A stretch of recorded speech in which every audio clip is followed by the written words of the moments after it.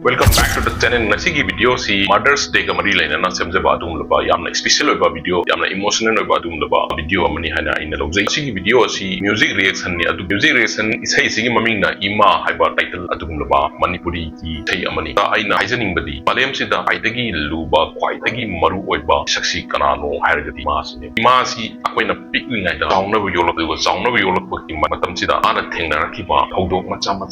ayama to kana gumba paisa paiba mungi oiro lair ba imungi oiro ma sina thengnari ba machabu chaungna ba yungna ba machabu mi ama oina ba semak ba thengnarak ba magi adung ba lan macha mayam ase ngasi cha ama oina nasana chauran ba matungda nasana mi oir ba matungda imana tawki ba thok mayam do kaidung dasu kauri da ban adu kaidung dasu imabu irai roi da ban habasi so ai ngasi video sida haijaramge Mother's Day na lak matam da ngasi chawhal ba social media gi matam asida Mother's Day gi imagi photo ama lauraga magi post sam tawraga Mother's Day happy Mother's Day iraga mabu ningshingba imabu nungsiba sabagi thabak kanadabra haina khanjai adugi mahutta imamana laingaida imamana hingingaida imabu belanba ma nangna opibagi nangna chauna mi oina sembirakpagi maheito imada bibibana agai singba nacha ama obagi magi laman singba haibadu aduna sakkadra khanjai ado ngasigi aina puderaliba manipuri ki adum laba yamna special oiba sei ima haiba asida reaction toraga si video asida utliba incident macha mayam asiga angi aigi pulsida engnarakpa imana nangi aigi damakta tobirakpa adum laba nang ai mi oina ba semakpada imana thengnarakpa thodok sing adu khara makhai related oiba yabra haibadu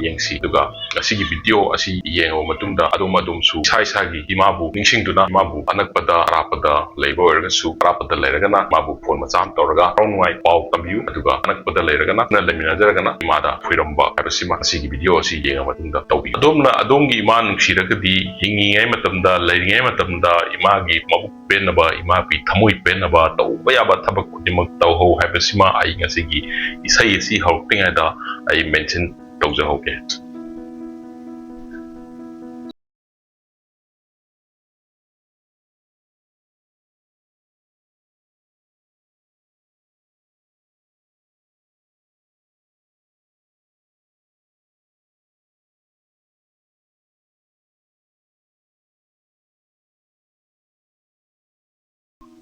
masagi semnabagi damakta torakpa adum laba thengnarakpa lanpham mayam ado ngasi adumgi imagi thamoida imagi maithongda tariba mamido adumna yengaga khangba ngambra haibatu yengbiu or ningsingba ngambra haibatu su yengbiu nangi damakta adongi imana kari kadai phauba torakibano haibatu ningsingaga nasigi Mother's Day asida imabu ningsingbiu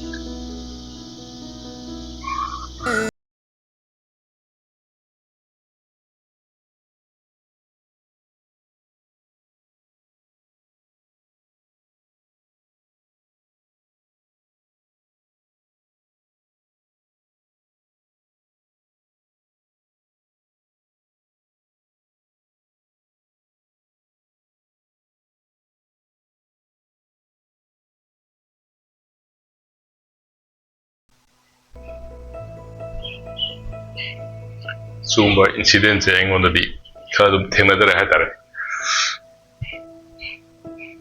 ibadana suraga taraga koi pg da paisa yomaga adumna pami lairik amal leiba ngamdana ningba kai haibase adum sum tang ningsinga yengbiu adumna paisa parambe lairana horak lamba ye adubu imana tawriba nangi damak tawkiba apikpa achauba thodok mayam do ningsingaga imabu ningsingaga adumlaba thodok singdo ningsingaga imabu tongtang nungsiba ngambra haibatu yengbiu adumgi thamoida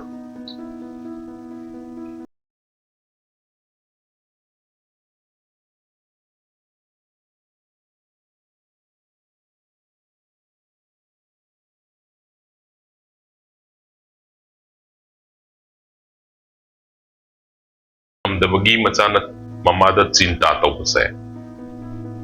mana machana kai moman lainingba matamda leiba phangdabagi cinta tawbase machaduna di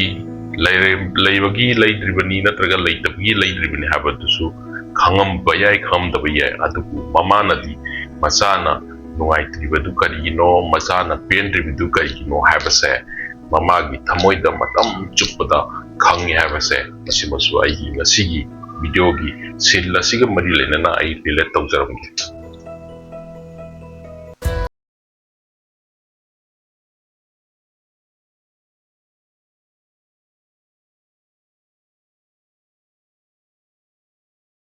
ꯌꯦꯡꯉꯣꯕ ꯅꯪ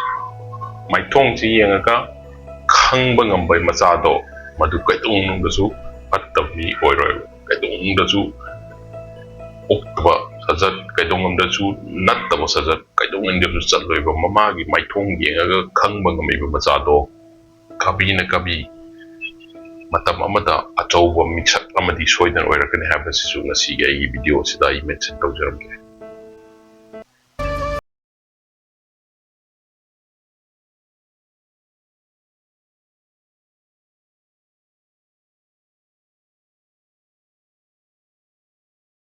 ꯁꯨꯔꯒ ꯆꯠꯂꯒ ꯄꯩꯁꯥ ꯇꯥꯁꯤꯟ ꯈꯣꯝꯖꯤꯟꯕ ꯀꯟꯅ ꯍꯣꯠꯅꯔꯤꯅꯦꯕ ꯃꯆꯥꯗꯨ ꯍꯔꯥꯎꯅꯕꯒꯤꯗꯃꯛꯇ ꯃꯆꯥꯒꯤ ꯑꯅꯤꯡꯕꯗꯨ ꯊꯨꯡꯅꯕꯒꯤꯗꯃꯛꯇ ꯑꯗꯨꯒ ꯃꯁꯥꯒꯤ ꯑꯣꯏꯖꯕ ꯄꯥꯝꯖꯕ ꯄꯨꯝꯅꯃꯛ ꯀꯠꯊꯣꯛꯂꯒ ꯃꯆꯥꯒꯤꯗꯃꯛꯇ ꯈꯜꯂꯤꯕ ꯏꯃꯥꯁꯦ ꯑꯩꯈꯣꯏꯅ ꯉꯁꯤ ꯀꯅꯥꯒꯨꯝꯕ ꯑꯃꯅ ꯃꯃꯥꯕꯨ ꯃꯤꯔꯥꯏꯕ ꯌꯥꯎꯔꯒꯗꯤ ꯀꯅꯥꯒꯨꯝꯕ ꯑꯃꯅ ꯃꯃꯥꯕꯨ ꯅꯤꯡꯁꯤꯡꯗꯕ ꯌꯥꯎꯔꯒꯗꯤ ꯉꯁꯤꯒꯤ ꯑꯩꯒꯤ ꯚꯤꯗꯤꯑꯣꯁꯤ ꯌꯦꯡꯉꯕ ꯃꯇꯨꯡꯗ ꯑꯗꯣꯝꯒꯤ ꯏꯃꯥꯕꯨ ꯅꯤꯡꯁꯤꯡꯕꯤꯌꯨ ꯑꯗꯨꯒ ꯑꯗꯣꯝꯒꯤ ꯏꯃꯥꯅ ꯑꯗꯣꯝꯒꯤꯗꯃꯛꯇ ꯇꯧꯈꯤꯕ ꯃꯌꯥꯝꯗꯣ ꯅꯤꯡꯁꯤꯡꯕ ꯉꯝꯕ꯭ꯔꯥ ꯍꯥꯏꯕꯗꯨ ꯑꯃꯨꯛꯇꯪ ꯌꯦꯡꯕꯤꯌꯨ꯫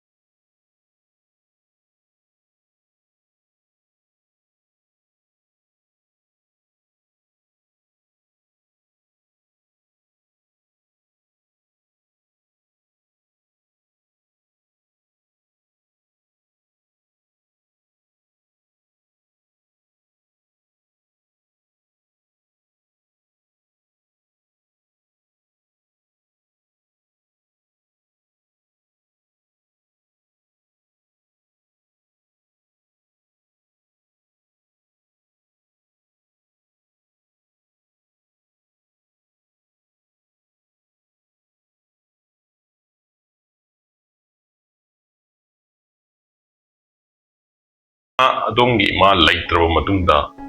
ꯅꯤꯡꯁꯤꯡꯉꯒ ꯀꯞꯄꯗꯨꯒꯤ ꯁꯔꯨꯛꯄꯨꯗꯤ ꯏꯃꯥ ꯃꯥꯅ ꯂꯩꯔꯤꯉꯩꯗ ꯏꯃꯥ ꯃꯥꯅ ꯄꯦꯟꯒꯗꯕ ꯏꯃꯥ ꯃꯥꯅ ꯅꯨꯡꯉꯥꯏꯒꯗꯕ ꯊꯕꯛ ꯉꯝꯃꯤꯕ ꯃꯈꯩ ꯇꯧꯕꯤꯍꯧ ꯉꯝꯃꯤꯕ ꯃꯈꯩ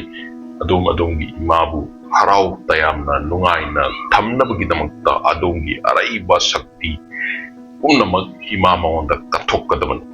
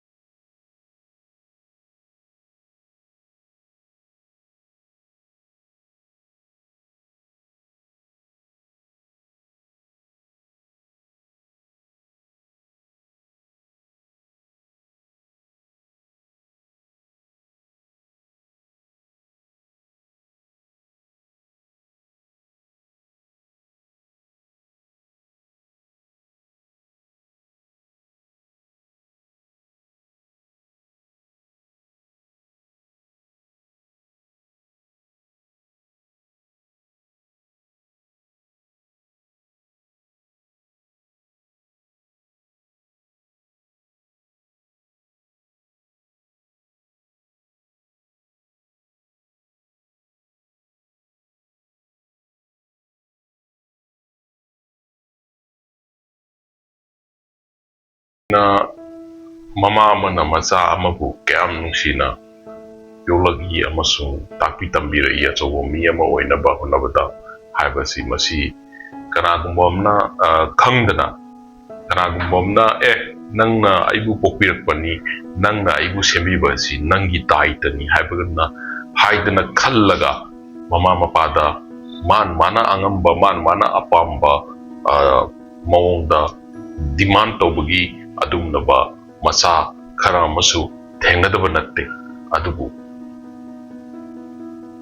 mama mabu pokpiraga mama pu laman singbagi mohutta mama dagi magi hakni haidana mama na tokom thokum ni haidana mama dagi demand tawbagi sanabise adumnaba macha ama oiragadi adudi yamna asoiba yamna aranba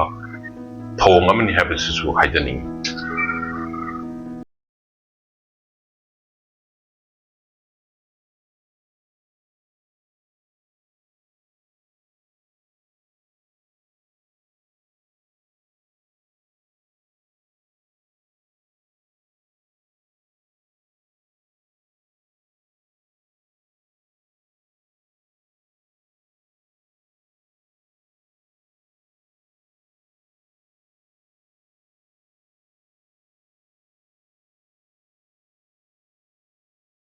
ima oige oyu ahan ahan gi imungi ahan oige yu bubo oige ru ibubo oige ru ahan yungi ahan haidare ne ko maru oine ima sina hingi aida harau tayamna amonba phamungda hippaga amonba phamungda nungaina yataraga noktana khedana piramba bordo masaduna nungaitana tokpa honade aduga mamaduna suda samdraba amotpa phamung aduda mondraba mumpak mathak aduda kaptuna lenkiba aduga tarakkiba piduna chotlaba phamung duda leikiba imaduna kari nungi kari tawbagi imung duda kamdongna nungaiba phangdoino haibasisu isana khallaga ima mana hingingaida ima mana leiringaida tauba yaba imagi angamba haraugadaba nungaigadaba mong khudingmak adumna ima amagidamukta tawbam thoi haibasimasu haijaramge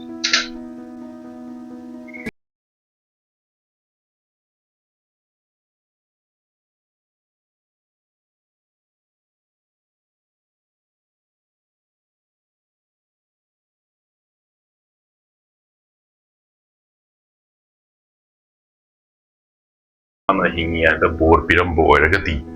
nang ketobagi wadoino nang ketobagi nungairoidaino aduga ima mangondagi onsindabida ima mangondagi nang pokpirambagi nangi nangondagi aina asigumlaba demand apamba mayam ama tangadabani nang pokpirambani nangi thokpa ai thokpa haidana adumaina inthoga mase thammagadi sigumba bor pibagi thaba asi naonda oirakadraba bor pirtragadi ahal lamanna nungai yafana layu haba bor asi khwaidagi maru oibaneba nang adugumba bor adu phangdragadi nang karigumba achauba mi oirasu suba kallaga su paisa mayam talaga su nabukningda shanti nakokta shanti laina nungai na yafana panba yum haba dudi kaidong dasu oira haba simsu inga sig video sida pandaramge